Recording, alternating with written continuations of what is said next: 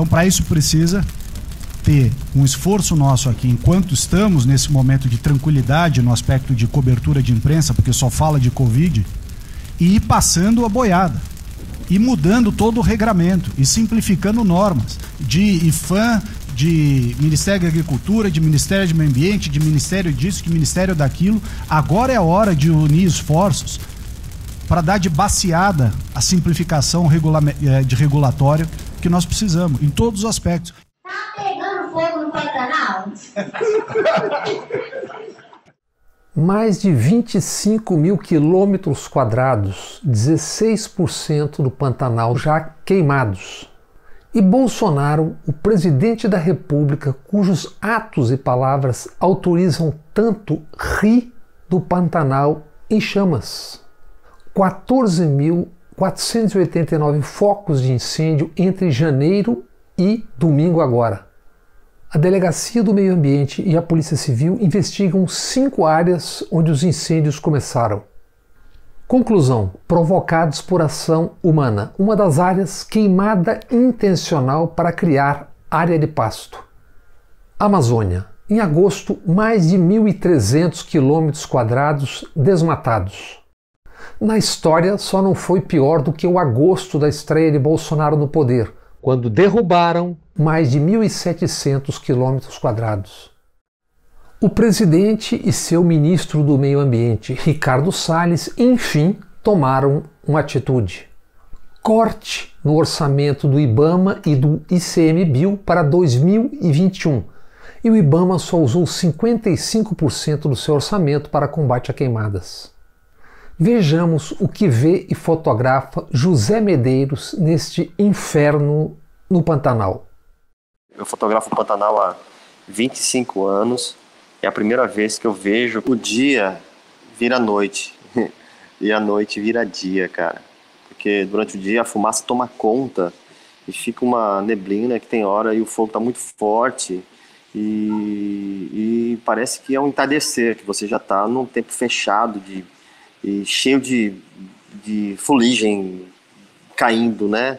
E à noite, cara, é aqueles clarões que acho que tem foto aí, eu te mandei. Esse primeiro fogo já tinha que ter sido combatido lá na frente. Por exemplo, a gente teve agora o governo federal cortou um recurso, né, para o CMBio e para o IBAMA, justamente para isso, cara. Então, assim, as pessoas não estão preocupadas. Ninguém está preocupado com o que está acontecendo com o Pantanal, né? É muita gente agora. O Pantanal está queimando há quase 2 meses, queimando direto, entendeu? Você começa a entrar só estando lá para ver. Você parece estar num cenário de guerra. Porra, você entra na Transpantaneira, parece que eu estou entrando, num lugar desse aí, de guerra fodida, irmão. Eu tô na Síria, entendeu? Os pantaneiros são os heróis da resistência. Eles estão resistindo ainda a viver no Pantanal, entendeu? As pessoas estão dando a vida. Aí você vê, desse me fala. E as autoridades? Estão aí, né, cara? Vendo a boiada passar. Enquanto estamos nesse momento de tranquilidade no aspecto de cobertura de imprensa, porque só fala de Covid, e ir passando a boiada. Corte anunciado também para a educação, 1 bilhão no orçamento das universidades públicas. Ao mesmo tempo, no papel de farsante, grande atuação do Messias Bolsonaro. O Congresso perdoou dívidas das igrejas, basicamente neopentecostais, evangélicas. 1 bilhão de reais.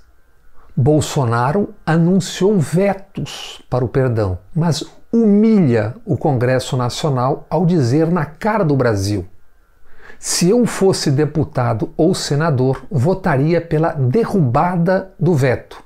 Ou seja, ele veta e sugere, aconselha a deputados e senadores para derrubarem o seu veto. Doação de 1 bilhão para seus aliados neopentecostais e suas bancadas cada vez maiores.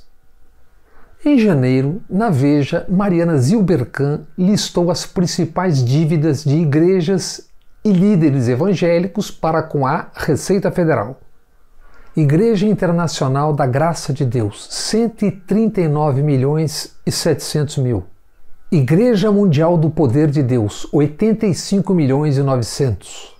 Igreja Renascer em Cristo, 31.300.000. Igreja Evangélica Assembleia de Deus, 9.800.000. Igreja Batista da Lagoinha, 9.400.000. E outras dívidas segundo a Procuradoria-Geral da Fazenda. A TV Rede Mundial de Comunicação do pastor Valdemiro Santiago devia 6.100.000 em impostos. Pastor Valdemiro Santiago, durante a pandemia, vendendo sementes de feijão para curar o coronavírus por exemplo, R$1.000, R$500 e daí para baixo. A gravadora Central Gospel Music de Silas Malafaia, 1.200.000 em impostos não pagos.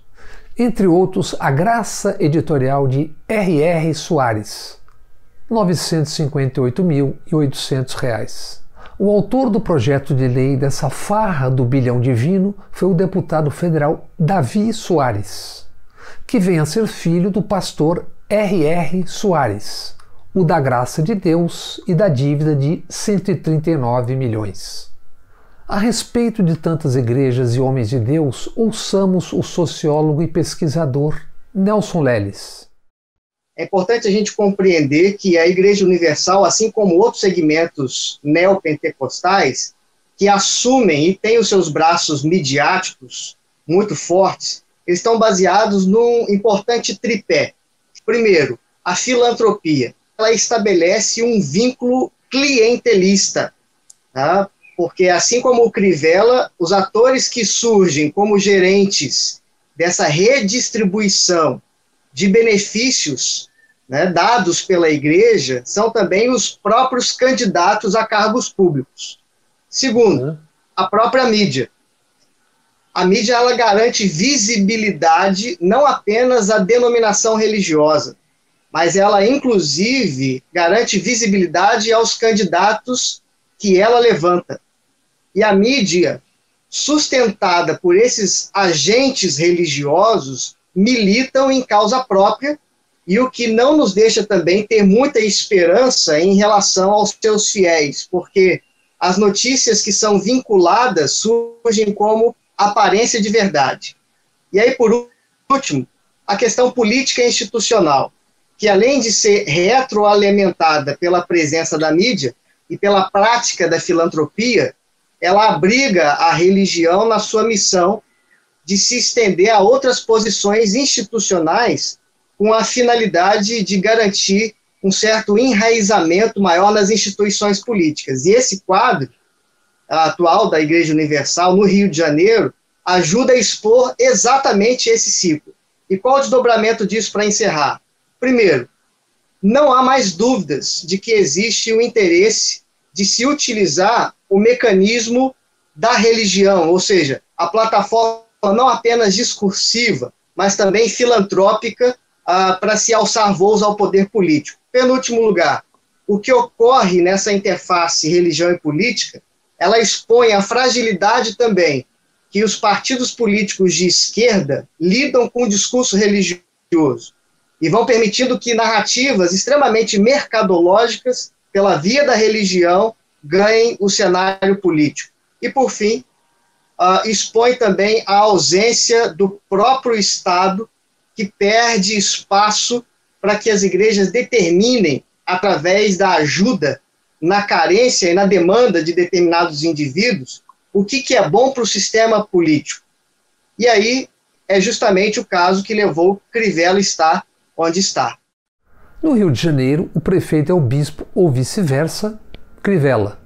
Sobre Crivella veremos a seguir, antes ou durante, a Igreja Universal do Reino de Deus. O Ministério Público do Rio identificou movimentações atípicas da Igreja Universal. Em um ano, entre 2018 e 2019, 6 bilhões de reais. 6 bilhões. Bota atípica nisso. Segundo o Ministério Público, a Igreja Universal do Reino de Deus foi usada para lavar dinheiro de corrupção da Prefeitura do Rio de Janeiro. Como se sabe, Crivella é sobrinho do bispo Edir Macedo da Igreja Universal do Reino de Deus. Na guerra entre poderes divinos, a TV Globo informou no Jornal Nacional do último sábado e no G1 desde então. O nome da operação que investiga esse anunciado propinoduto bilionário é QG da Propina, quartel-general da propina tocado pelos irmãos Rafael e Marcelo Alves. Em um único telefone foram encontradas 1.949 mensagens trocadas entre o prefeito Crivella e Rafael Alves. 1949. Bem, pode ser que seja só amor. O doleiro Sérgio Mizarri foi quem entregou o ouro numa delação premiada. Não que seja tão diferente Brasil afora, mas convenhamos que tem havido um certo exagero no Rio de Janeiro. O bispo-prefeito, ou vice-versa, Crivella, agora está atolado na investigação deste propinoduto. 5 ex-governadores do Rio já foram presos. Witzel está em processo de impeachment, quiçá o 6º em cana. E Cláudio Castro, por ora governador, já está na mira. É o 7º. Investigações sobre propina na assistência social. O Ministério Público Estadual informa: como ele é governador e tem foro privilegiado, quem tem que investigá-lo é o Ministério Público Federal. Cláudio Castro, tornado governador numa jogada em que os Bolsonaro cravam um aliado nos poderes do estado do Rio de Janeiro, assim como são aliados do bispo-prefeito ou vice-versa Crivella, alianças extremamente necessárias. Por exemplo, na revista Época desta semana, Juliana Dalpiva e 6 colegas de equipe acabam de informar aos distintos eleitores: funcionários fantasmas dos Bolsonaro receberam 29 milhões e 500 mil em salários. 29 milhões e 500 mil para fantasmas. Luiz Eduardo Soares é ex-secretário nacional de Segurança Pública e ex-coordenador estadual de Segurança, Justiça e Cidadania no Rio. O antropólogo Luiz Eduardo Soares nos desvenda algo desse Rio de Janeiro.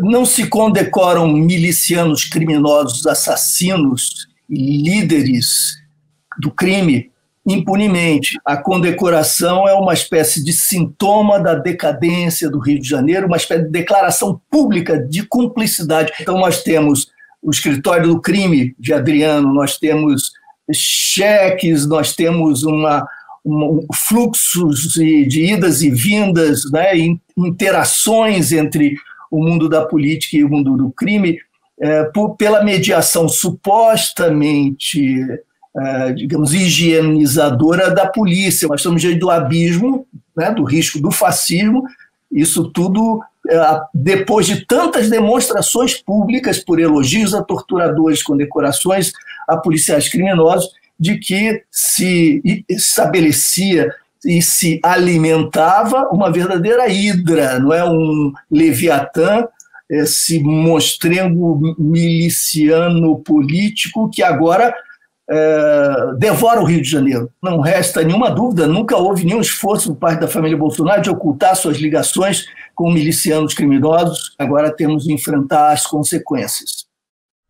E o novo secretário da Polícia Civil no Rio de Janeiro é o delegado Alan Turnovski, que foi chefe da Polícia Civil no governo de Cabral. Não o Pedro Álvares, o Sérgio. Alan, à época, caiu quando seu vice Carlos Alberto de Oliveira foi preso pela Polícia Federal. Então, Alan foi indiciado por vazar informação para um policial que estava sendo investigado numa operação. Alan não foi denunciado. Quem conhece profundamente esses meandros fluminenses informa: temos agora no Rio todo o poder de polícia nas mãos do bolsonarismo. Dito isso, creio não ser preciso explicar mais nada. Qualquer dia desses, a estátua do Redentor erguerá as mãos em sinal de rendição. Quanto a essa cena final que agora veremos, bispos e bispas, pastores e pastoras certamente encontrarão passagens para explicar o que assistiremos aos seus fiéis e também, claro, para eleitores e simpatizantes. Quem não gosta de mulher, gosta de homem, é isso? Ah, mas é feio isso aí. Eu não gosto. Ó, tem que ser certinho, gente, pra vocês terem um futuro bem legal lá na frente. Eu, por exemplo, eu comecei cedo.